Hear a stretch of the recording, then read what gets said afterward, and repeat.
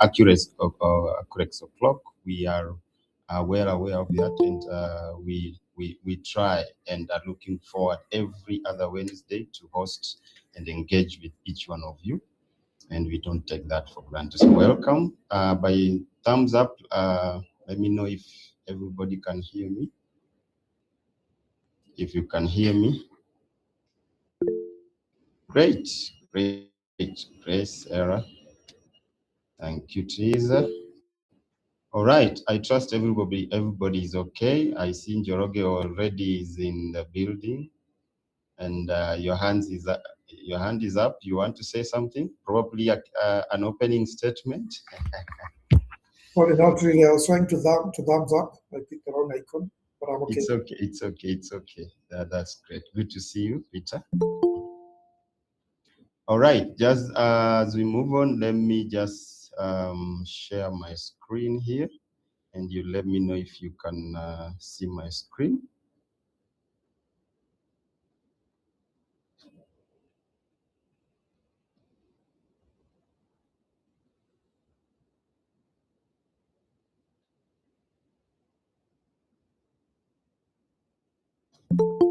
Is everybody able to see my screen and hear me?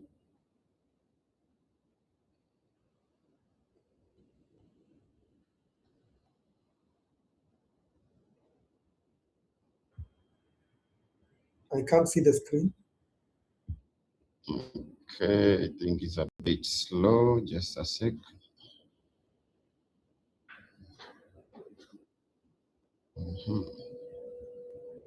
Sometimes tech does wonders. When you need it, it behaves. There it is. I trust every thumbs up if you can see the screen. All right, thank you all.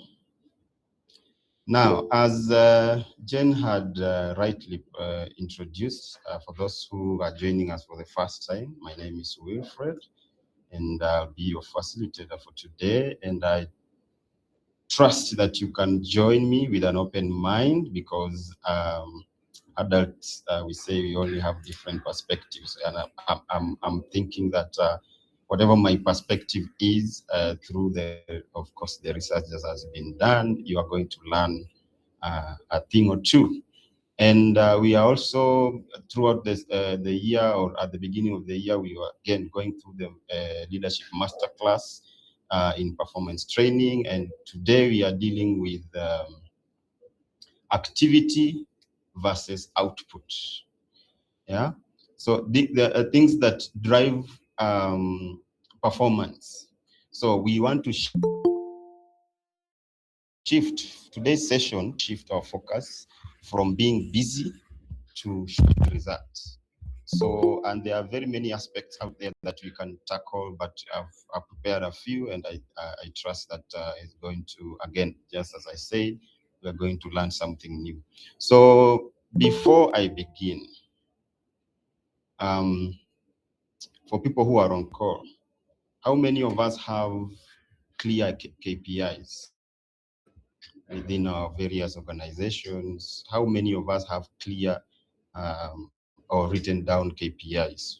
Either you as a leader for your staff and for yourself, or you as a staff for yourself, and yeah. Thumbs up if you have. Ian, Nancy, thank you. That's good to know. Yeah, okay, I see a bunch. I have that KPI. Now, another question I would like to pose is, are our individual KPIs, are they aligning with organizational goals or organizational strategy? Again, thumbs up if that's true for you.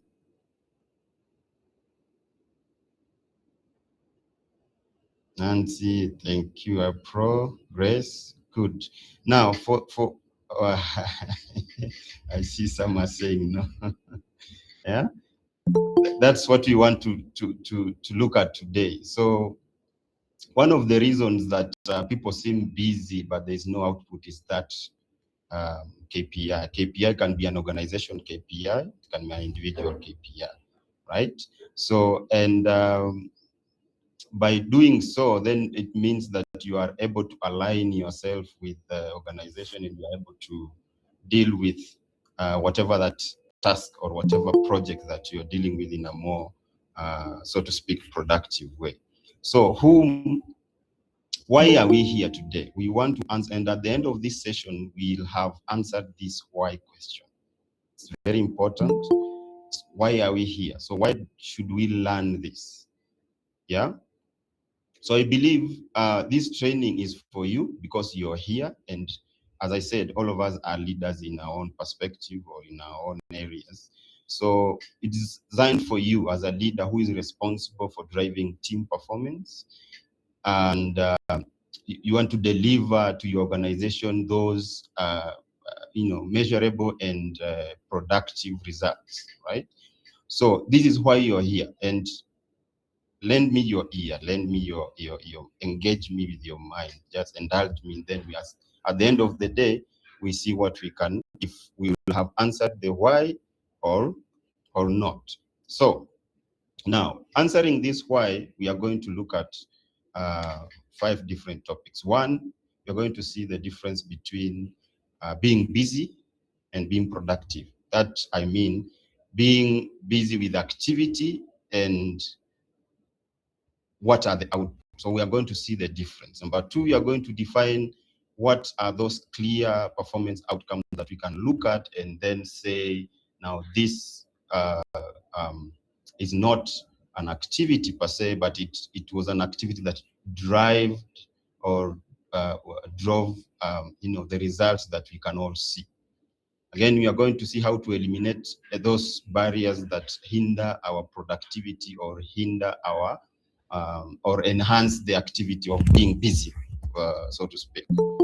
Then we are going to see how we can really measure what truly matters. Now, this I'm speaking of now being able to align the KPIs. Like I've seen several people here have clear KPIs. There are several who do not have, but that's okay. As long as now we know the why and we know the how, then I think moving forward, we are going to, do better. Then lastly, we are going to see how we can build a result-driven culture. And many organizations, so to speak, have a culture that there is a more of activity than output, and that's why you see a lot of organizations mostly are not performing the way they would like.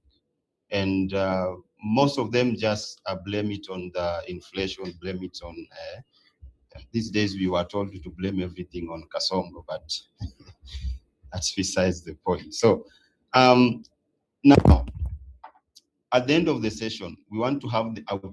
And what is this outcome? We want to see why business doesn't mean productivity or doesn't equal productivity. So let me set this context straight. So we understand that many organizations, they confuse activity with productivity. And I'll give you an example of, I was somewhere where we had a CFO who used to believe that if you have a computer and you have opened an Excel application, that's when you are working. But if it's PowerPoint, if it's Word document, if it's PDF, then you are doing something else that is not productive for the company. We understood some sort because he's a CFO, and most of the time CFOs, they deal with Excel. Yeah? How many of us here deal with Excel? Thumbs up. Yeah? Ian, yes, Jedida, great. I know many of us have done. It is the go-to application for most of our tasks at work, right? So, and many organizations believe when you are, you have opened this application, you're working on Excel, then you are doing something, right? So this guy used to believe that if you open something else, you are not working. So he used to have trouble with a lot of people, and he used to be short. We used to live, or rather, have an open office. Many are like an open office where even your manager will see you when you are that far. So he was short. I was told not to call people short, maybe to call them down to earth. So I'll say he was down to earth, So when he would be walking around looking at people, you would just, be surprised that he's behind you, and you will not see him because the dividers, the cubicle dividers, were a bit higher than him. So you would just, be surprised that he's at your desk and ask you, "What are you doing?" "I'm writing." Maybe if you are writing a memo, you are writing an email, then you'll be like, "What are you doing?" "You are not working." So it'll be a whole another ball game. Then he'll take you to the HR, then you'll try to explain what you are doing. But along the way, even the HR now knew this guy is, I don't know, is way over his head. So what am I trying to say? Some people think when you are busy here and there, it means that you are doing something. And Kenyans, we have been told we are very busy. There was a documentary carried out by Citizen a while back, I think in 2016, 17 there, about people business in Nairobi in CBD, and they were following some people. So you would see someone walking very fast, but he will reach somewhere in a corner, stand for like a minute or some 30 seconds, then again start coming back. So it was like the documentary was busy doing nothing. So you are busy going left and right, but you are not doing anything that is tangible. And most of these things, these people, you find that there are people who are looking for, either people to steal from or opportunities, something like that. So we are doing something, but at the end of the day, what is the output? So these are most organizations dwell on activity, but not output. At the end of the year, when they look at their P&L, it's not appealing to the eye. So what the real focus here should be on achieving measurable outcome and not just motion, because you can be motion, you can be going from point A to point B, doing this, doing that, but what are you really doing? So at the end of this day, this session, we would have the outcome will be, you'll know the why, and then you'll know how to increase measurable team performance. You'll know the why, and you'll know how to improve focus and prioritization, which is key in trying to achieve the output that you want. Again, you'll know how to reduce wasted time. That means you are able to do time management, delegation, being able to, accountable for whatever you are doing. So you strengthen your accountability. You'll be able to do that. Right. Now, what is the key difference between activity and output? Maybe at this point, I'd like to get a few perspectives from the audience. Who would like to go? Maybe you can just raise your hand up and answer this. I hope I'm audible enough. Anyone would like to give the perspective? What do you think the difference is?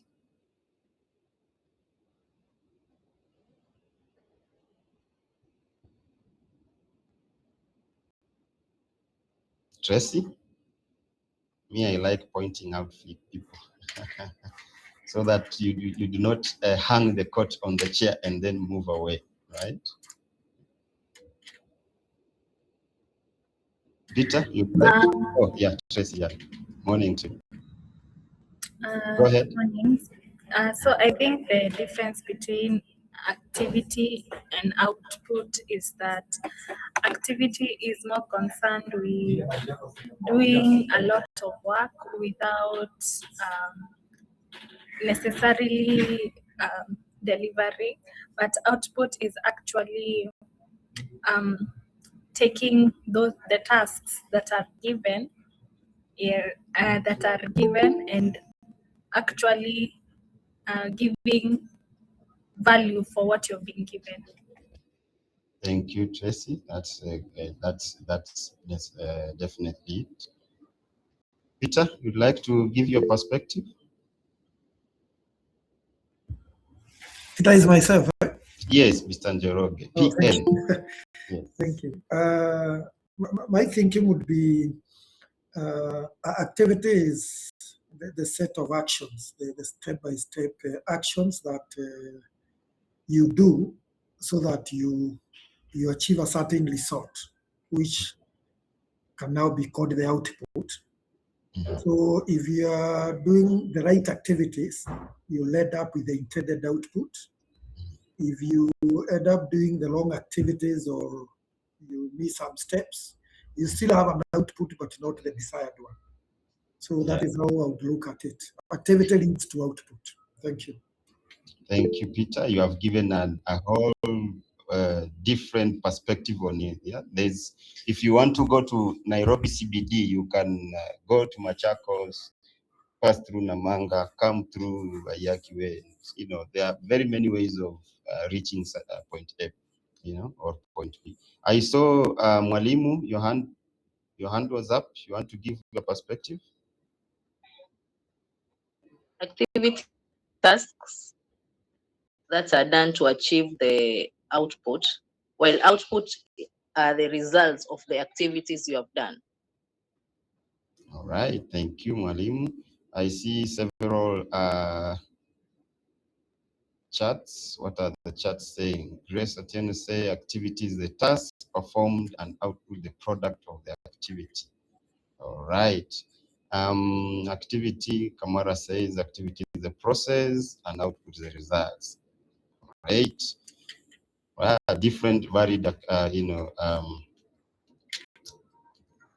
perspectives, but all those are correct in a whole. When you are looking at activity, you are looking at things to be done. When you are looking at output, you are looking at the results. I like what Peter said, that if you do the wrong activity, even if you had an output, it will not be the output that you desire, right? Great. Let's move on now. What I have in my own definition, right? Because we are looking at activity here being like we are told you are busy doing nothing, right? You've heard of the saying that you're busy doing nothing, right? So that kind of activity. So this activity here now we look at, we are looking at the effort of the motion, as Peter had rightly put it. This is the effort of the motion for doing something. Then output will be the result, right? Now, in this case, like meetings, this is a motion. Now you are trying to go into a meeting, then plan a project. Maybe this will be a project to onboard like a new systems, for example. And you write emails, for example, to ask, where are we on this task A, where are we on this person B, and things like that. So these are the tasks that keep the team busy, but may not necessarily drive result. Because now take, for example, a meeting, right? You are attending a long meeting, but there is no decision that is being made. You think there's going to be an output. At the end of the day, you are required to make a product, right? But you are all day you spend in a meeting and production did not happen. So those are some of the things that we are saying. Busyness does not necessarily mean output. Then look at this, you are back and forth on sending emails, asking for questions, but these questions have not been answered. And some of these things happen, like, for example, in many organizations, that you are inquiring for something. You send an email 1, you send a reminder, you send reminder 2, reminder 3, and then there's no, an answer, or there's no decision. You want either an approval for something, but that's,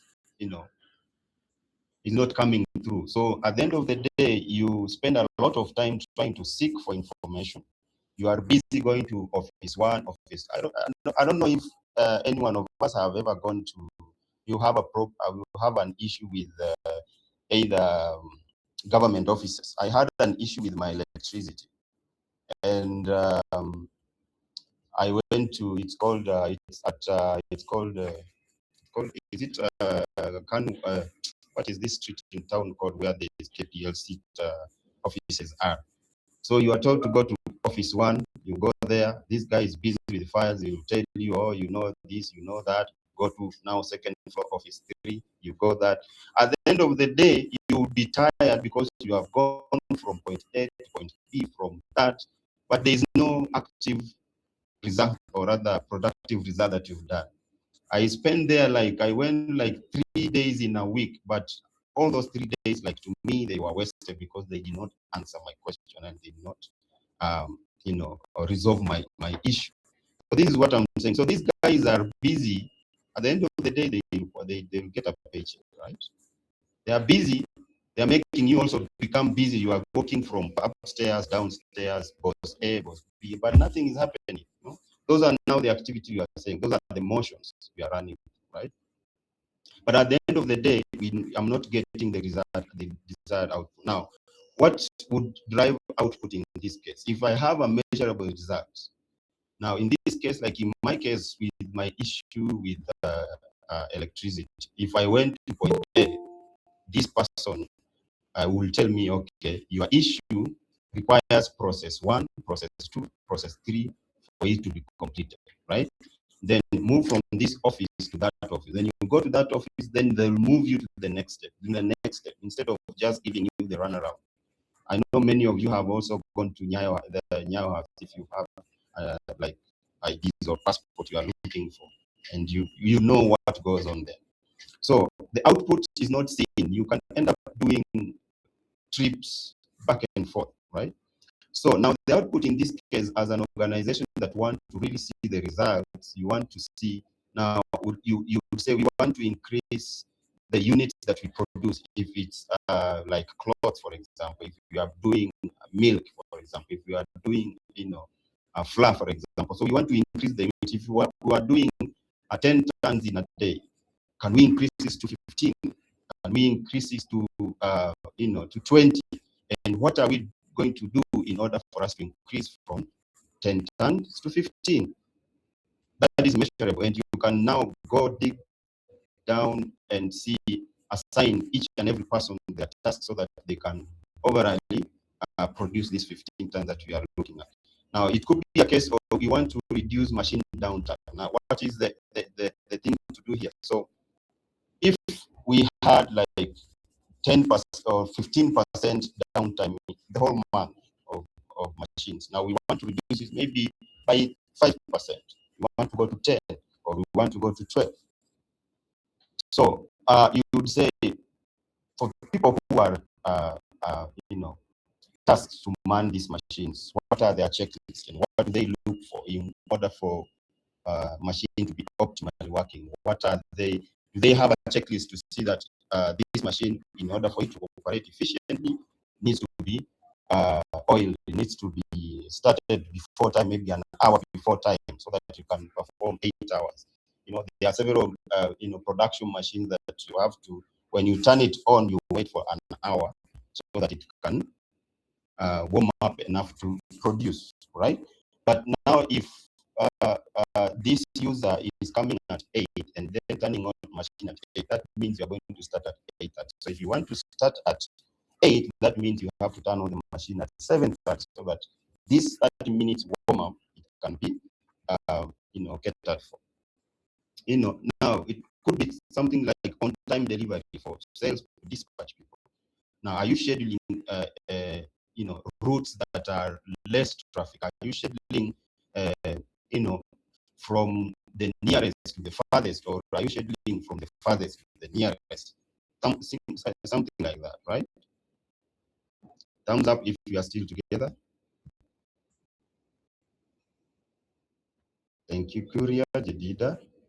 Now, this is why activity is less impactful. Say, for example, in times like we are looking at long meetings.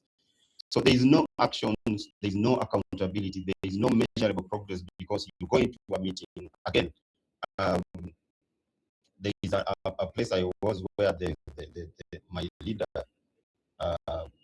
my supervisor used to call for meetings. You want to strategize, then you will stay for meetings, even 3 hours. Then 3 hours, he has given you things to do.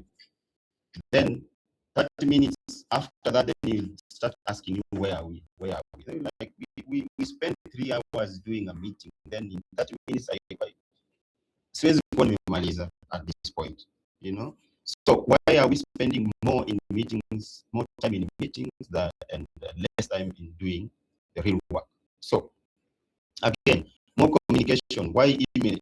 Instead of doing back and forth emails, if the person is in an office near where you are, why don't you just go so that you can get instant feedback with what you want? Because you can say, write an email, then wait for a day without getting a response, right? This also delays whatever you want to do because you cannot do without approval. Recently, you heard that there's been, substandard fuel coming in Kenya because people did not approve or approved fraudulently, things like those. So things like those will make you as a leader to have an output that is not desired, an output that does not align whatever your organization's goal is, right? So, and for those people who like reports, I know we are, as I said, we are all leaders in different levels, and of course, reporting is important for any organization. And you ask yourself, as a person, is this report that I'm giving, is it helping in driving out the achievement, the goals that I want? Currently, I'm even where I'm giving reports, but there are several reports that I give, but if you a week down the line, you are in a meeting with this person, they start asking you questions like, you're asking yourself, but that answer was in my report, right? Why? So they don't read it. So if you realize that these reports, they don't read it, or they don't add value. So why would you spend 1 hour making a report that a leader will not report? But again, we are all typical Kenyans, and our organizations require for us to do those reports. And sometimes, and most often, you just find yourself doing it for the sake of doing it, which builds up to now you are stuck in activity, but not output, right? So, for example, increasing production. Now we want to measure output that that is measurable, or we want to have an output that is measurable, that is produces the desired result. So if you are, say, a salesperson, for example, you want to increase your performance. So it will be like you want customer satisfaction. You want to increase your customer satisfaction. That means you will talk to customers more. You will give them the products they desire, and of course, working with your team, if it's in production, if it's in compliance and things like that, so that you can have these things done right on time, right?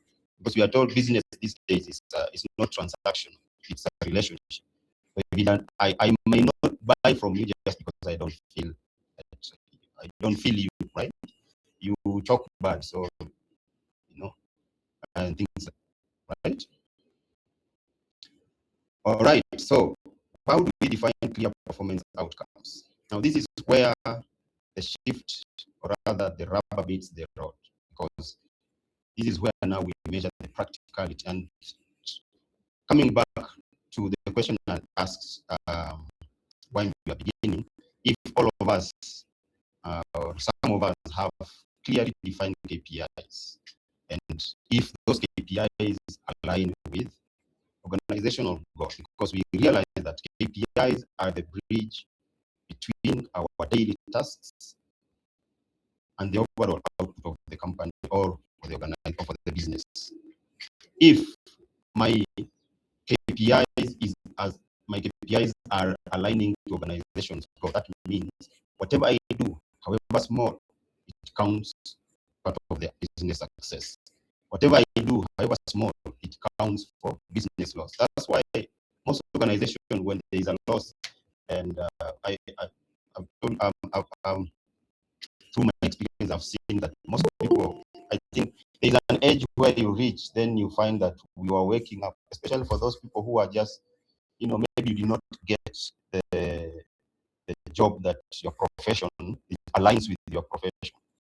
But since you are adult and you are told that adulting is a scam, you just have to pay bills, right? So you wake up, go to work, do your bare minimum, come back home, repeat the same cycle, because you want to pay bills, right? So you are not really like feeling it, right? And you do not care, because at the end of the day, when you get your paycheck, that's it. So you not care if whatever you did counts for the overall success of the company or for the overall loss of the company, right? And when we don't get the desired output that we want in terms of, remunerations, we've seen doctors, we've seen nurses, we've seen teachers going out on the street. They want their pay. But at the end of the day, when you go to school, you are told that some of them just go there and give homework to the kids and then go back to their houses. They don't care if this child is going to succeed or not, right? So that's an example, right? So KPI, they measure the results. They do not measure the effort, right? Of course, this is a very tricky situation, and it's a very, it might not, augur well with other people. You argue, yes, there's effort to it, but at the end of the day, we wanted 10 million profit, right? Did we get 10 million profit? No. Why? Because our results were less. So they say numbers speak for themselves. If we did not get profit, that means whatever we did, there are some who did their best, but there are some who did not do their best. But overall, it all boils down to, was the organization successful or not, right? So we see that, as I said, KPIs, they measure results, not effort, but focus on, so you should focus on outcome that drives these results or these goals.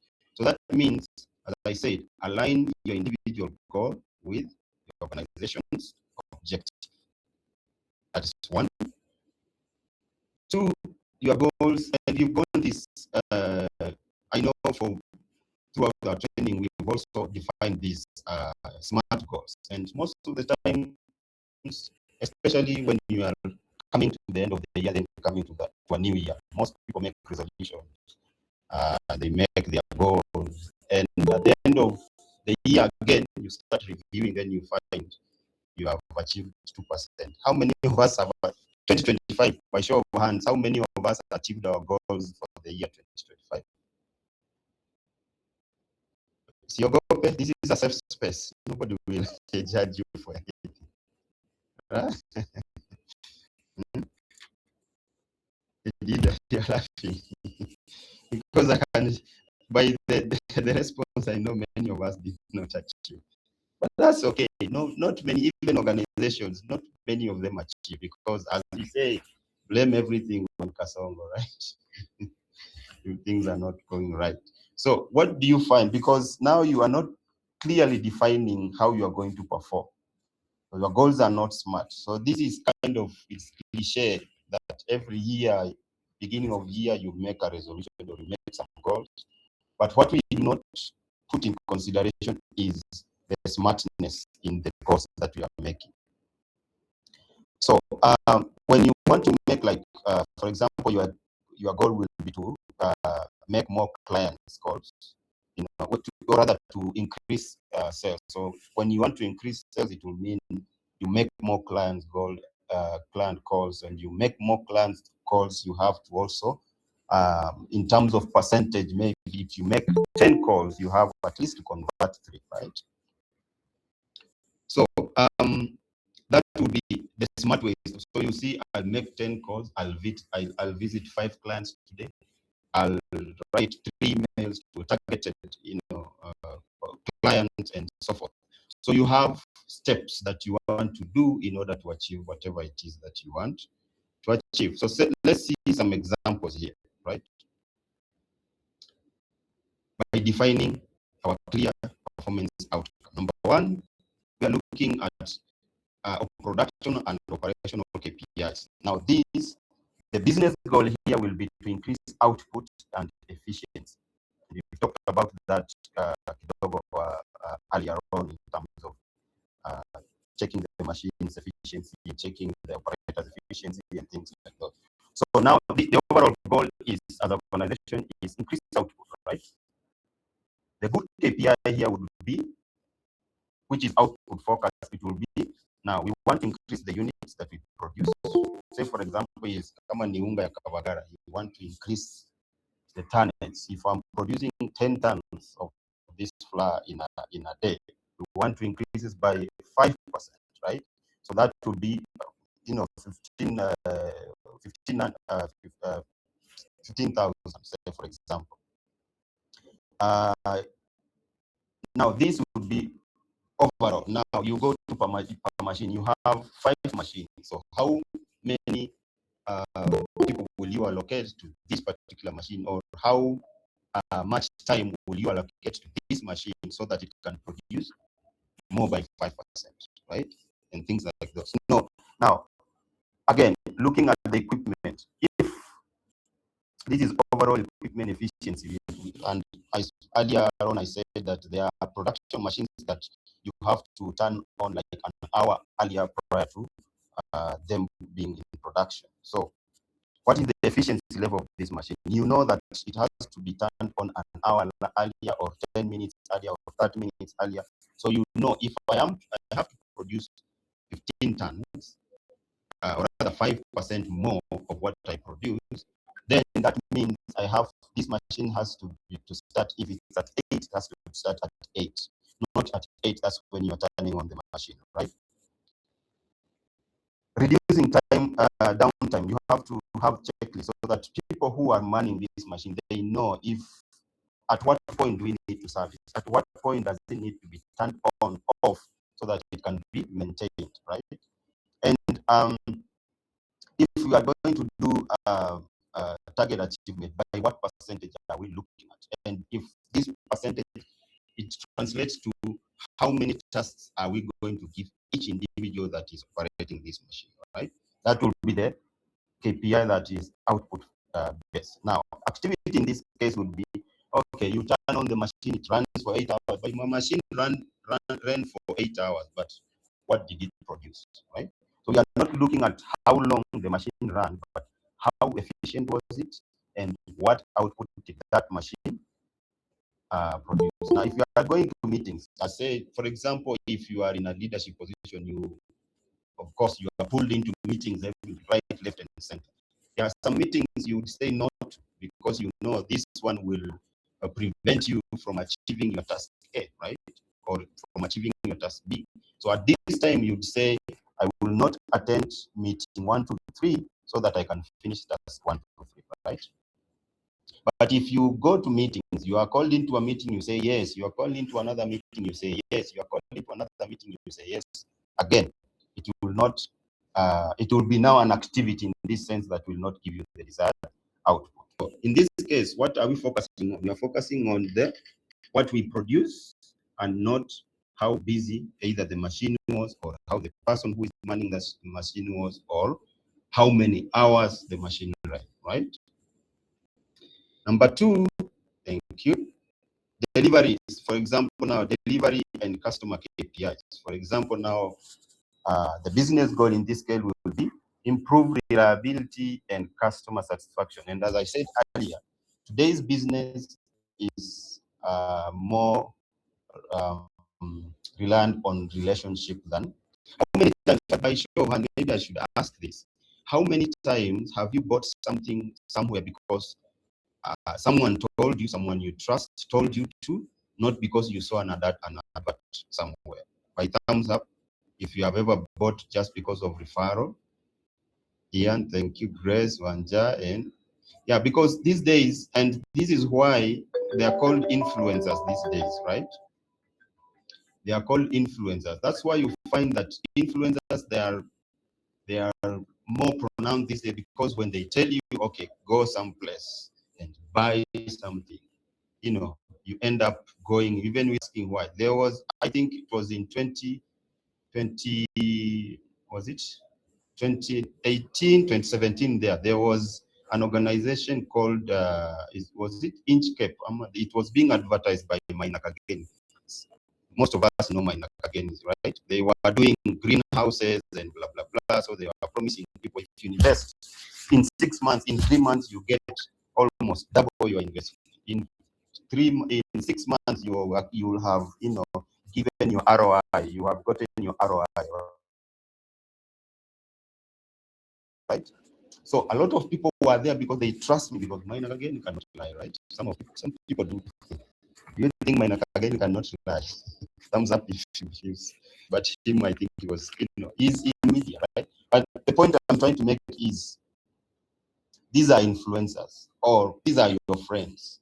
When they tell you, oh, I bought these at some place, you'll be inclined to go there more than you see an advertisement. So relationship also matters in this case. So if the business goal in this case is improve reliability and improve customer satisfaction, what are our good KPIs in this case? We want, number one, to improve our dispatch, that is delivery time. We want to improve also on lead time, and we want to improve also on order fulfillment. For those of us who buy things on, is a section where there is feedback and review. Most of us, and me particularly, I go to that section a lot. I have to read reviews before I even buy something, because believe you and me, if I buy something that does not satisfy me, I'll give a review that based on what I've seen, right? And if you find that there are several, organizations that their review in terms of lead time is bad, but maybe, quality is good.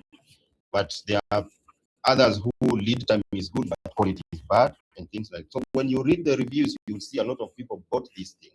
How did they feel about it, right?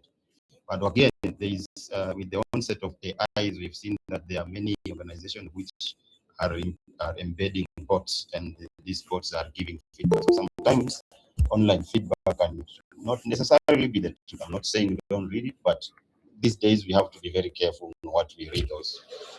Yeah, I can pay you, to give me good review, right?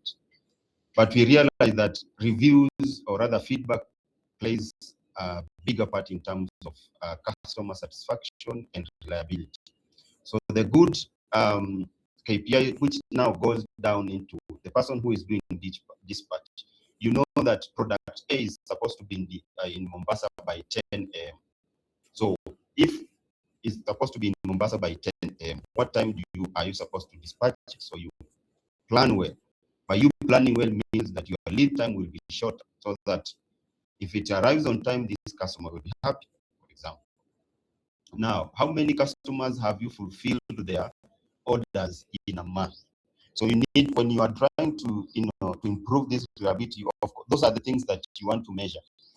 How many customers are saying, positive remarks about us? Yesterday they were 10, today they are 15.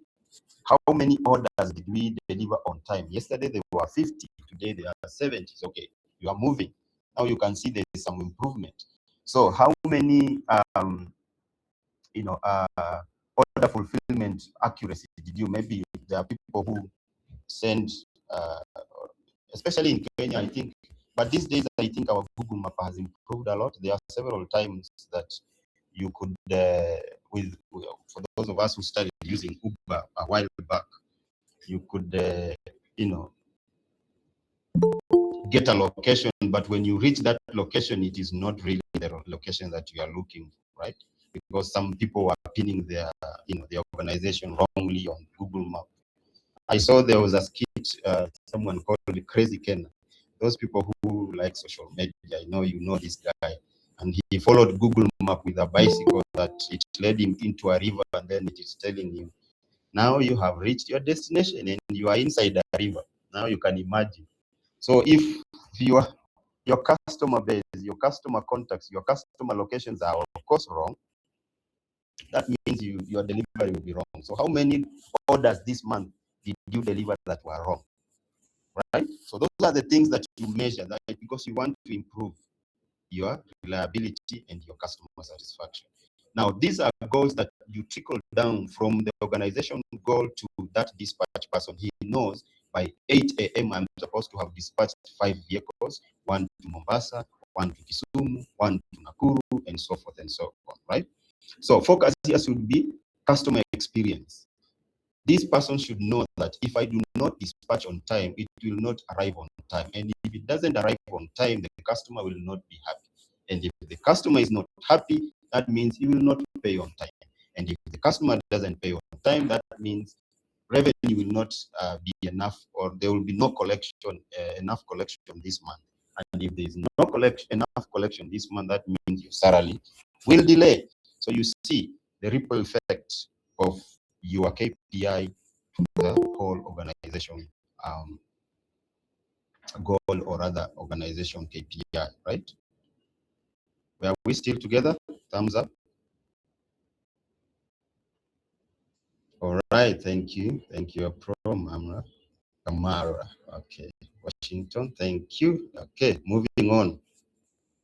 Maybe just to add, I'm thinking of one, cost and efficiency.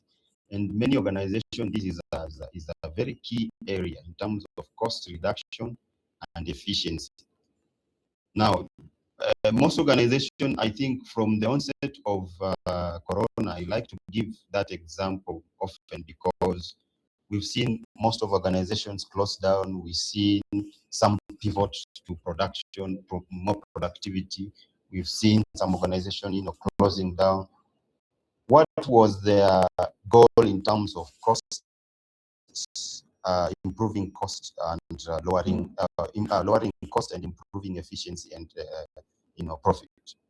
Now, in this case, those organizations that they did what we call retrenchment, for example, and I know a person who was affected. I know actually several, but you would find that they are retrenching a person who is, for example, who is earning 30K a month, but retaining someone who is earning 200. And this 200 person is a supervisor, which just gives direction and blah blah blah. I know sometimes it may work that way, but most of the time when organizations are doing cost analysis, they look at the first thing they look at are the people, right? We need to remove so and so, we need to remove so and so that our costs can go down, right? But is that really the case? So those are some of the things that most organizations are not looking at. And then they end up doing activity that doesn't result in an output they require. They did redundancy, but at the end of the day, they ended up closing shop because, again, those analysis, those math were not matching, right? So in this case, what will be the good KPI here, right?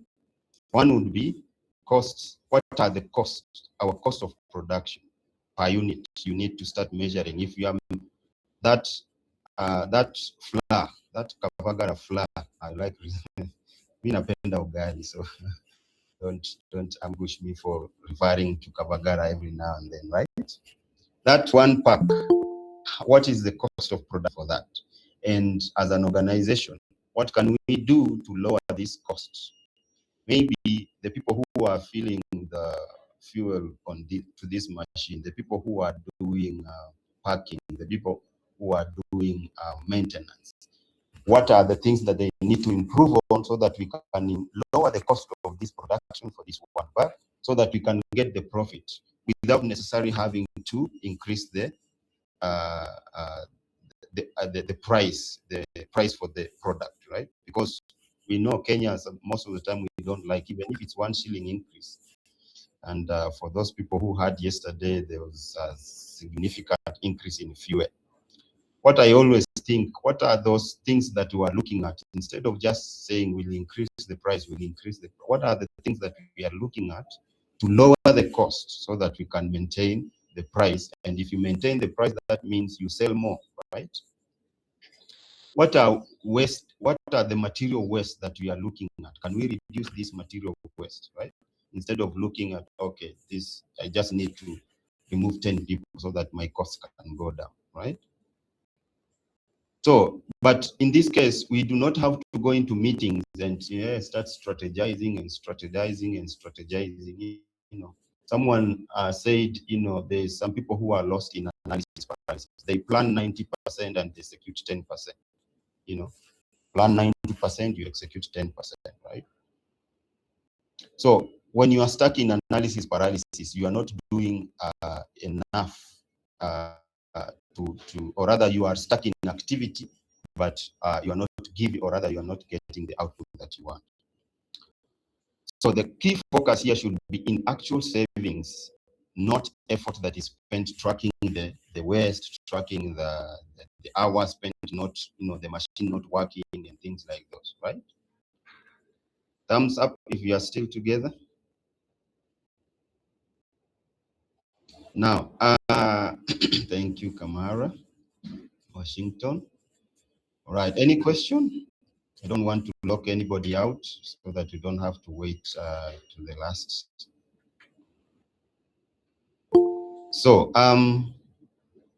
thank you, Jacqueline. Now, we are looking at how to eliminate productivity barriers, how to minimize activity that gives us wrong results or not, the output that we do not desire. I want to engage your brains a bit. All of us can see the screen, and you see the glass that has some rocks inside, right? Now, there was a study that was carried out. This was to train people on prioritization and planning, right? So you have this glass jar, you have the rocks, you have the pebbles, then you have the sand, and you have the water. Now, you as a leader, what things would you start by putting into this jar so that you can put as many as possible, right? I'd like to hear a few voices here.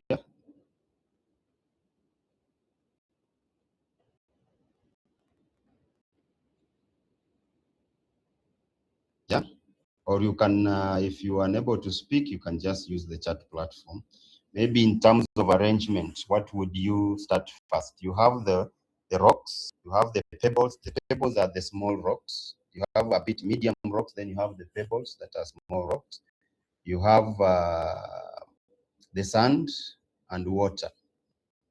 In terms of arrangement, what would you start with and what would you finish with?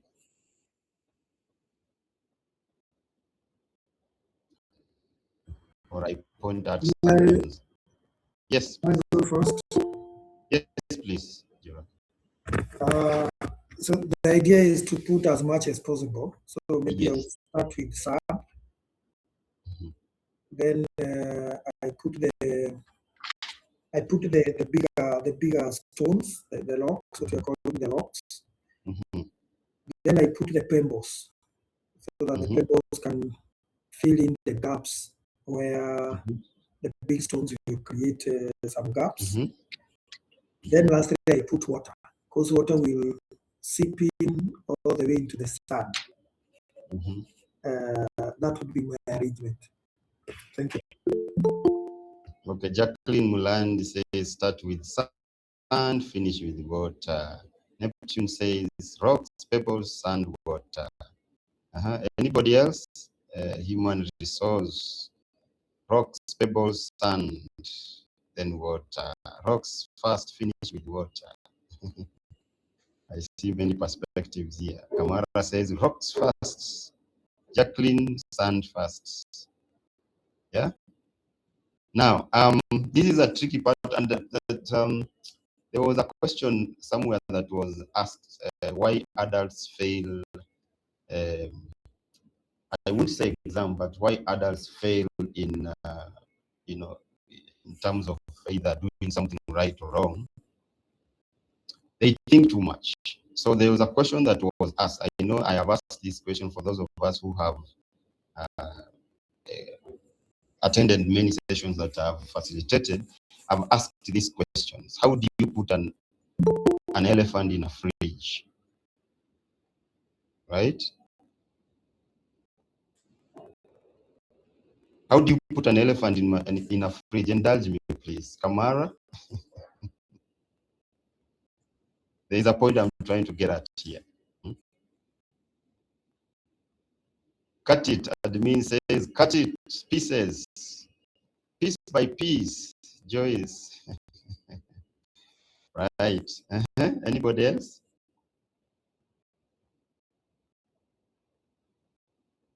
Someone has gotten it. Okay, if you are still thinking about it, but just because of time, I would like to answer this question. And this revolves around what you guys have answered in terms of planning what to put first in the glass jar. Now, you see, most of us are adults, and by the mere fact of being an adult means your brains are everywhere thinking, you have responsibility, you are what, and things like that. So in this case, you are trying to think because you have seen a fridge somewhere and you have seen an elephant somewhere, right? And that's why they say maths is not mathing, right? You are thinking of your Rampton's fridge, right? And you are seeing this elephant of Masai Mara cannot fit there, right? Someone got in, Ian. Ian says, open the fridge and put it in. I think Ian had a Mwakenya somewhere. Someone whispered the answer to you. Because now you ask yourself, did I mention what was the size of the fridge, right? I did not mention. But because in your own capacity, you thought of the things that were available to you or the things that you are familiar with. That is the Rampton fridge, whether it's that 2-inch 42U fridge, and you are seeing an elephant, and you have gone to Masai Mara, and you have gone to, it's called what, animal orphanage. You have seen an elephant, and you are saying like, this cannot be right. But have you ever seen? We are told also we are Kenyans. We should also be our own tourists. Have you ever gone to Kenya Meat Commission where they slaughter the cows, the beef, or whatever? Yeah, they have a go down that is refrigerated, right? When they slaughter, they put them there. When they slaughter, they put them there. Now, in this case, I did not tell you what the size of the fridge was, and I like what Ian said. Just open the door and put the elephant there. So in this case, this adult failed to get the answer. The 5-year-old got the answer because he said what Ian said. Just open the fridge, put the elephant there, because I did not tell you what was the size of the fridge, right? Moral of the story is sometimes we think too much and we fail to prioritize what is important and what is not, right? Now, coming back to our pebbles and glass jar, we realize that priority in this case is key, right?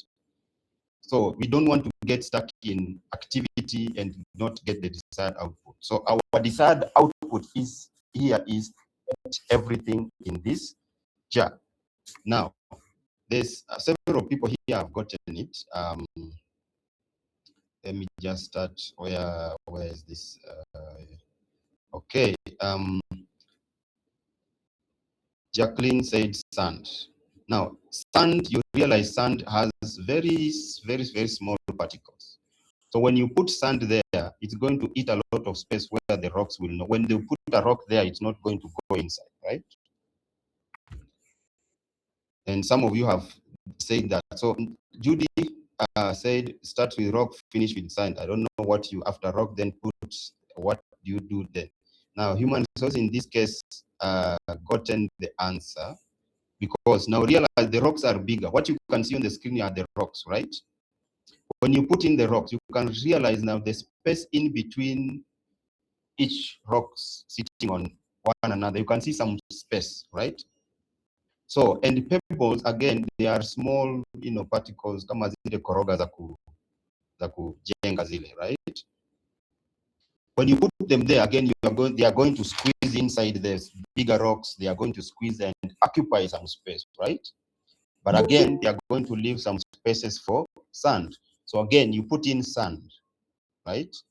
When you put in sand, again, it's going to squeeze in, and then find out small particles to squeeze in. And then, as you had rightly put it, finish with water, because now water always gets space to enter, whether it's where or where, right? Now, what is the point here? The point here is what we are trying to achieve is the desired output. As a desired output is get everything right and get everything in the glass jar, right? So you'll find that you are spending time doing things that are not priority. So in this case, you are doing those low priority things because they are easy to do, right? And fail to do the most important. There is a quadrant called I think it's I forget the name, where you have the importance, the urgent, the not so urgent but important, and things like that. So you need to arrange them, right? So in this case, when you start with the big one, that means you are leaving space for something. So when you, especially for projects, you have a big project, which is now the organization goal. Then you have the departmental goal. The organization goal in this case is the rocks. Then you have the departmental goal, which are the payables, right? Then we have the individual goals, whether you are now in this case be the supervisor or now we call them in Kikuyu Kadayamoko, right? the handyman. Now we have the sand and the water, right? So you start with the big one, you break it down into the smaller one, you break it down further into the smaller one, so that these small steps, like the stairs, one step at a time, then it overall it gets you to the top where you want to be. So excessive meetings, too many meetings drain time, they reduce focus, and they are not impactful in terms of getting the result that we want, right? So in this case, priority there is wrong. Now, again, poor prioritization, which is what we've been talking about. Without clear priorities, of course, you will start with the sand as people started. And when you start with the sand, the big rocks will not enter right, or the pebbles will not enter right. So you will not get everything in the glass jar. So clear priorities, focus on things that are important, things that are urgent, things that need to be done fast, so that you can go to the less priority things, right? So you don't fill your team with the low priority tasks, and you remain with the high priority ones, right? Then the blockage, ineffective delegation. There are people who they want to do it all, and especially in today's organization, people who fear being seen as not being productive. They fear then if you are seen you are delegating, you'll be told then you do not have work, so go home. People who fear, so they see that I'd rather do it, or they're called what? Perfectionists. You say I'd rather do it than give somebody to do it, because they will not do it as I expect, right? And things like those. So you are stuck at doing the work yourself, and you are not delegating when you are supposed to. If you delegate late, at the end of the day, when you delegate late, of course, there's going to be a delay in the output that you want, right? So these are some of the barriers. How you eliminate it: spend less time in meetings, when prioritize right, and delegate, because you cannot do everything. That's why we have a team, and the team, the definition for team, are told that it's, together we achieve more. Earlier on, I think in the last interaction, we said if you want to go far, you go with the team, right? You go with people. If you want to go faster, you go alone, because now when you are going with the team, that means you are covering each other's strengths and weaknesses, so that you can go together. And with that doing, you are able to achieve more together, right, than doing it alone. Even a house, even a car, even a chair cannot. There's people who are making this thing, these products, but you realize you cannot do it. You cannot do it alone. So you need to delegate. Those people who are perfectionists are the people who most of the time do not want to delegate, right? So before I forget, congratulations for those people who got the prioritization of those rocks, and right, yeah, Ian being one of them, yeah. Now you know how to prioritize. So how do we measure what truly matters in this case?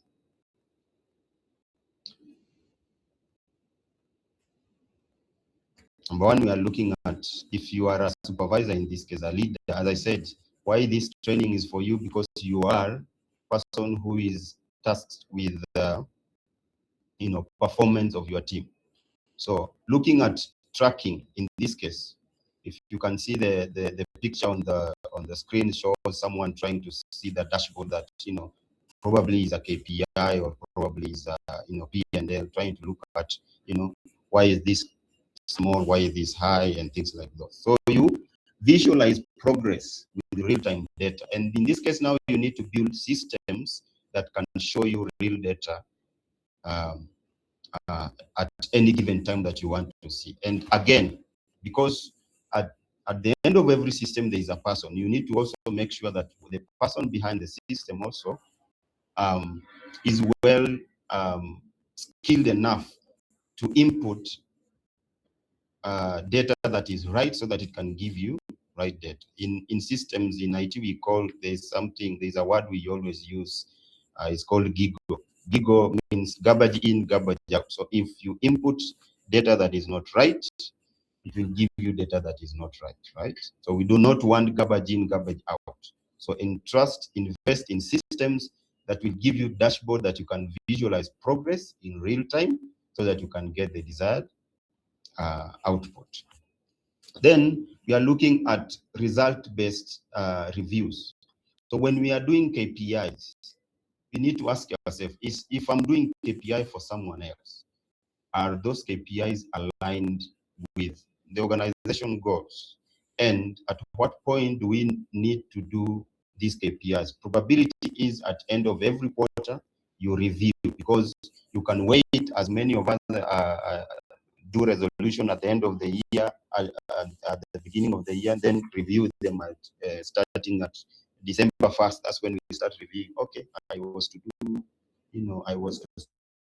start going to the gym. I'm a culprit of that. There is a gym near me that near where I stay. It's opened every time I pass there.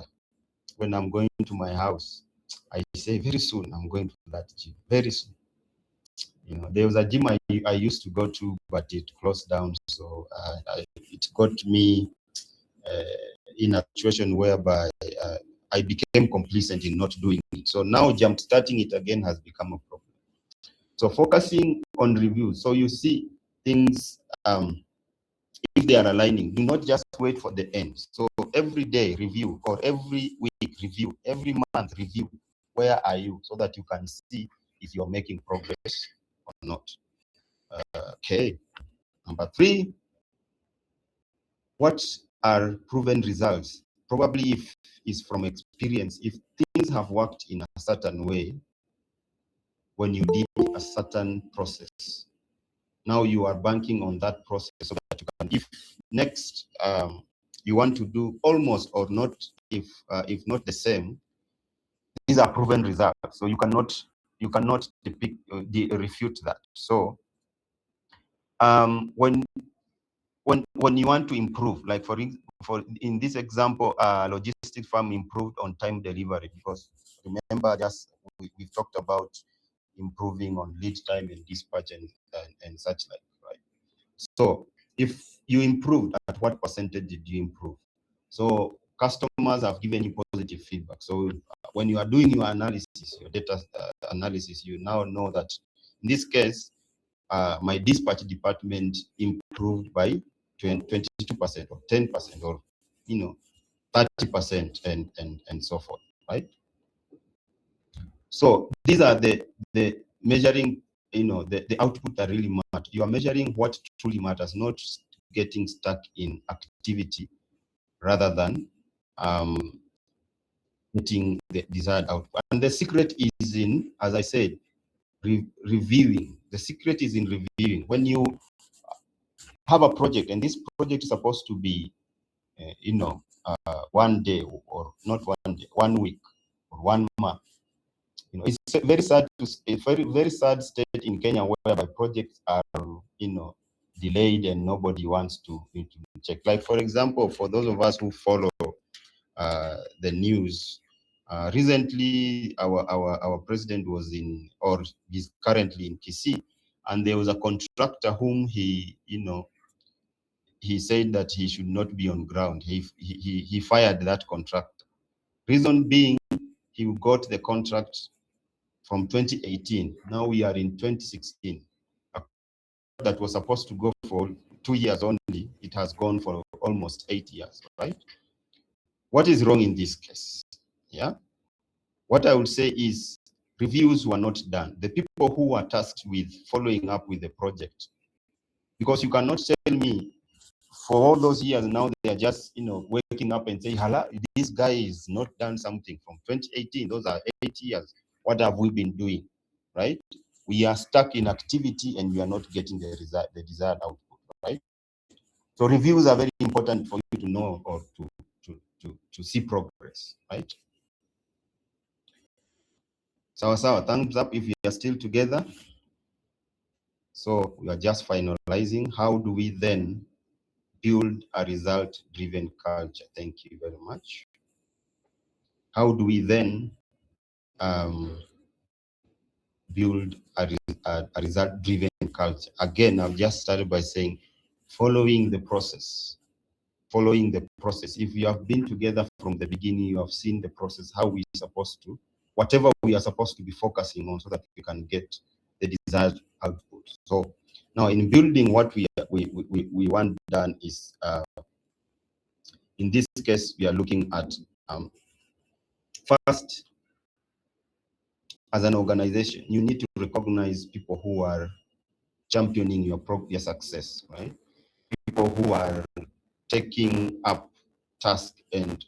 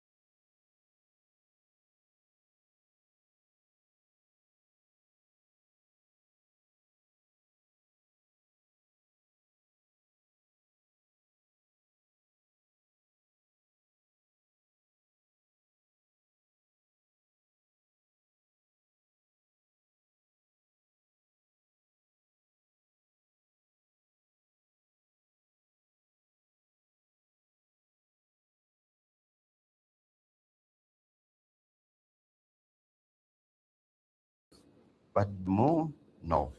Yeah. And the people who are working smart, because especially these days, and then they will tell you when you're working smart, you have joined the Illuminati, right? But there are things you will do in a smart way, it will require less effort, right? Than working your brains out. And, not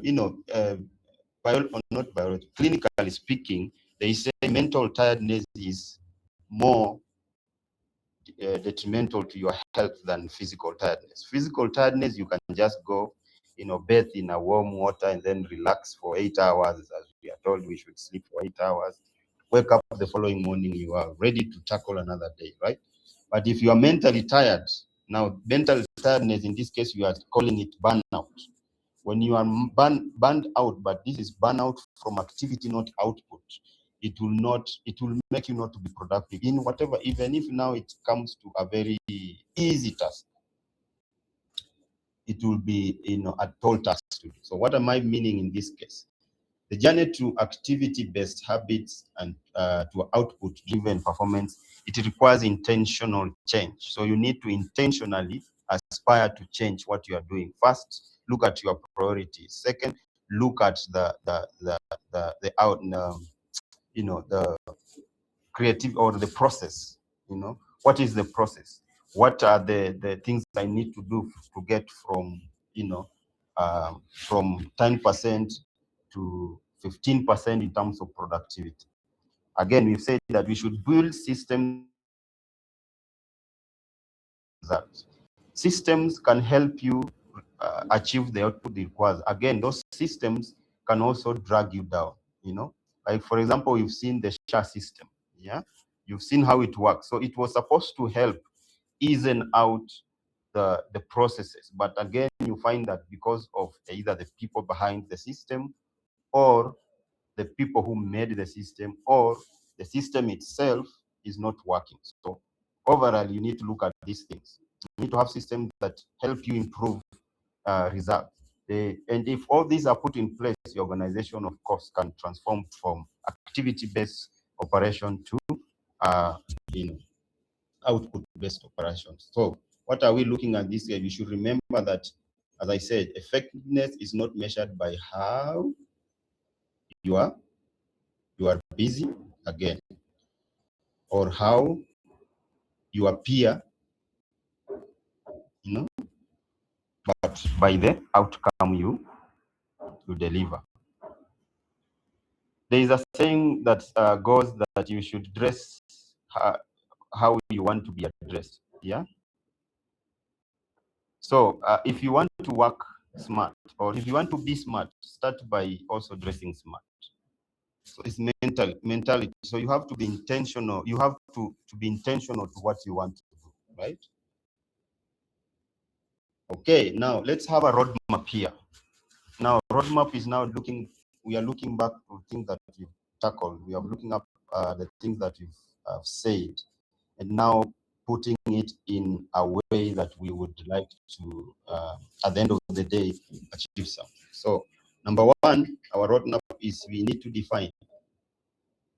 What are we defining? We are defining a meaningful result.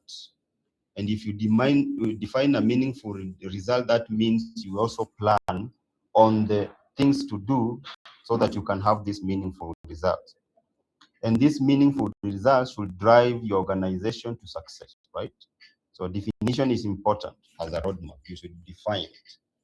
Number two, you need to align. As I said, many organizations start out the year by doing strategic meetings, strategic goals, and so forth and so forth. But there is a disconnect between their strategy and the groundwork. That person who is on the computer, that person who is on the floor, that person who is delivering, do they know your strategic goals? Do they know your success plan, right? What are your plans so that you can trickle down to me, who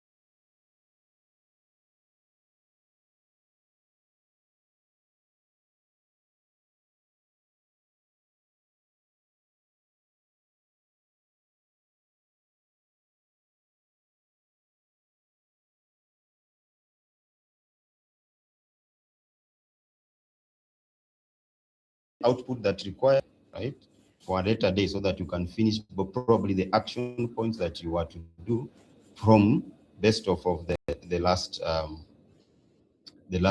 meeting. That's what I can say. Yeah? I don't know if I've answered you, Peter. Yeah, thank you. Hi, Anybody? Wilfred. Yes, just I have a question as well.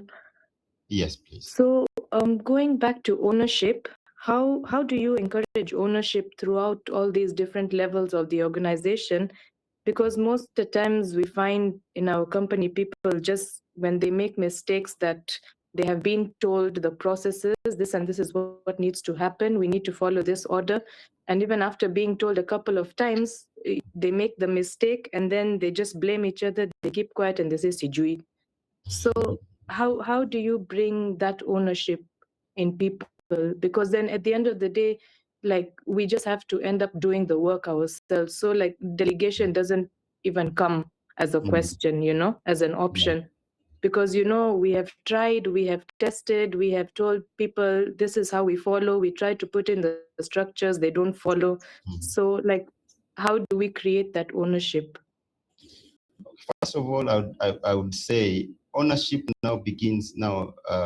I would say this is top down, not bottom up, right? To encourage ownership, it has to come from the top. Are you transparent? And more so in today's workforce, people would like to know the why. In our session, when we start, I asked, that's the question we wanted to answer. Why are we here? Why are we talking? So if you know the why you are doing what you are doing, then it will be very easy for you to honor, right? I mean, in this case, we are talking about KPIs. Is this person or are these people, are they aligned with the organization goal? If so, do they know the importance of their work to the overall organizational output? If no, then teach them. Yeah?